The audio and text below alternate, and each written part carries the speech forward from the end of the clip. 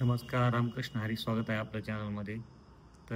आज आपण महिलांच्या आरोग्याविषयी बोलणार आहोत. महिलांना मासिक पाळी हा स्त्रीच्या आयुष्यातील एक नैसर्गिक पण अनेक वेळा त्रासदायक ठरणारा काळ असतो. यामध्ये पोटदुखी, पाठदुखी, कंबरदुखी, मरकुंडी, मरगळ, थकवा, चिडचिड, झोप न लागणे, डोकेदुखी, वायुविकार, अपचन, कमकुवतपणा, अशक्तपणा अशी लक्षणे दिसून येतात. पण योगाभ्यास, योग्य आहार, चांगली लाईफस्टाईल ही जर अंगीकारली तर हा त्रास कमी करता येते आपल्याला. मग मासिक पाळीमध्ये आपण त्रास कमी होणे म्हणून काही योगासने आपण करू शकतो. पण पाळीच्या दरम्यान काही विशिष्ट आसने करायला नाही पाहिजे. परंतु सौम्य आणि सैलवणारी आसने आपल्याला उपयोगी ठरतात. पाळी नियमित ठेवण्यासाठी दररोज काही विशिष्ट योगासने करायला पाहिजे. जसं की बद्ध कोणासन. तर बद्ध कोणासन कसं असते, जमिनीवर मांडी घालून बसायचं. दोन्ही पायाचे तळवे एकमेकांना लावून दोन्ही गुडघे शक्य होत तितके जमिनीच्या जवळ आणायचे. पाठीचा कणा ताठ ठेवायचा. खांदे सैल सोडायचे. हळूहळू गुडघे वर खाली हलवायला सुरुवात करायची. 2-5 मिनिटे श्वासावर लक्ष केंद्रित करत राहायचं. तर हे असं जर केलं तर याचा फायदा काय होतोय, पोटाखालचा जो भाग आहे तो सैलावतोय.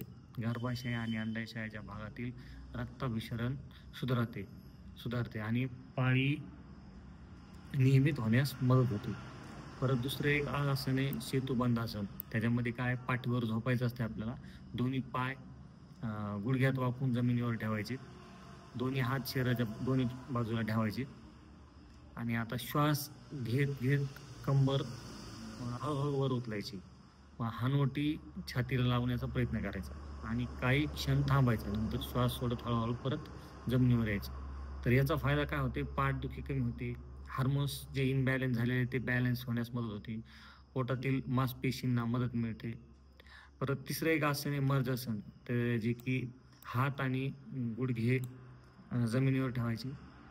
श्वास घेत पाठ खाली वाकवायची. श्वास सोडत पाठ वर उचलायचं आणि मान खाली घ्यायची. हे जर 10-15 वेळेस आपण हळूहळू केलं ना, तर याचे आपल्याला फायदे असे मिळतात की पाठदुखी, मुरकुंडी ही कमी होते. पोट आणि गर्भाशयाच्या भागामध्ये चांगला रक्तप्रवाह होतो. ब्लड सर्क्युलेशन चांगल्या पद्धतीने व्हायला सुरुवात होते. त्याच्यानंतरचं एक आसन आहे शवासन. पाठीवर सरळ झोपायचं. दोन्ही पायामध्ये थोडं अंतर ठेवून पसरवायचे असे. हात बाजूला, तळवे बाजूला ठेवायचे, डोळे बंद करायचे आणि श्वासावर लक्ष केंद्रित करायचं. आता हे फक्त 5-10 मिनिट करत राहायचं. याचा फायदा काय होते, तर आपल्याला टेन्शन, थकवा जे आलेला असते तर ते कमी होते.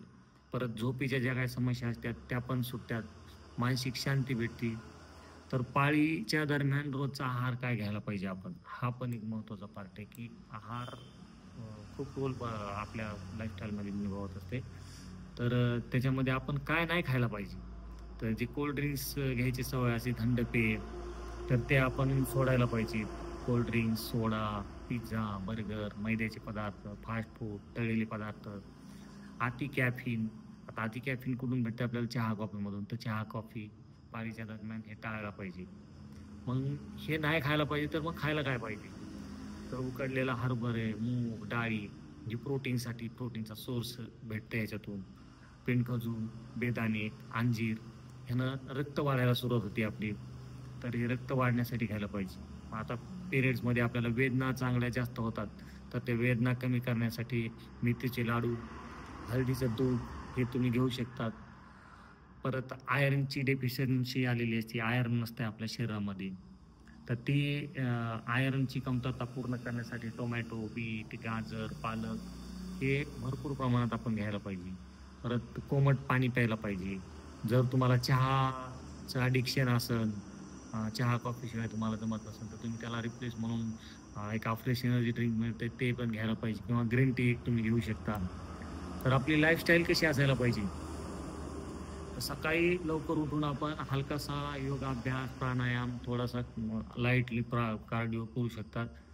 पण तो 40 ते 45 मिनिट व्यायाम हा करायला पाहिजे. मग थोडा वेळ उन्हात नक्की घालवायला पाहिजे.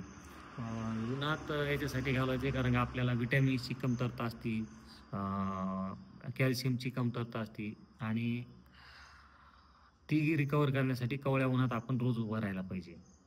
झोप नियमित आणि पुरेशी असायला पाहिजे. 7 ते 8 झोप प्रत्येकाला पाहिजेच पाहिजे.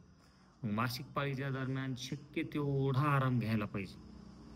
म्हणजे आणि गरम पाण्यानं स्नान करायचं. 4 दिवस केसावरून, डोक्यावरून पाणी घ्यायचं नाही. 4थ्या दिवशी घेतल्यानंतर त्याचा चांगला फायदा होतोय.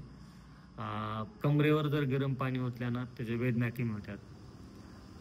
तर आपण स्वतःची काळजी कशी घ्यायला पाहिजे? पाळीच्या दिवसात स्वतःला दोष द्यायला नाही पाहिजे. ती एक नैसर्गिक क्रिया आहे. पाळी येणं, पिरियड्स येणं एक नैसर्गिक क्रिया आहे, नैसर्गिक शक्तिचक्र आहे. तो एक चक्राचा भाग आहे. त्याच्यामुळं आपण विश्रांती जास्तीत जास्त घ्यायला पाहिजे. भावनिक स्थैर्य असलं की तणाव वाढतंय.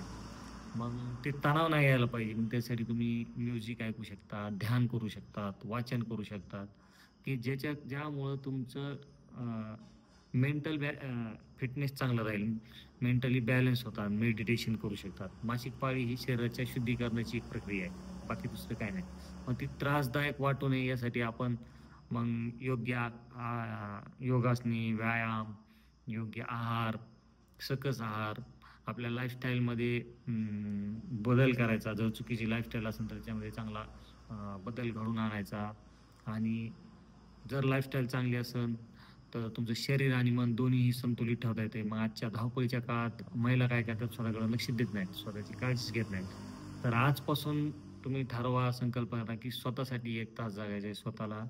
स्वतःवर लक्ष ठेवायचं आहे. स्वतःसाठी जसं पूर्ण कुटुंबाला स्वयंपाक बनवून, जेवण करून खाऊ घालतात, एकालाही उपाशी राहू देत नाही, तसं स्वतःही एकही दिवस उपाशी राहायचं नाही. बेड टाईम जेवायचं नाही, जास्तही खायचं नाही, कमीही खायचं नाही.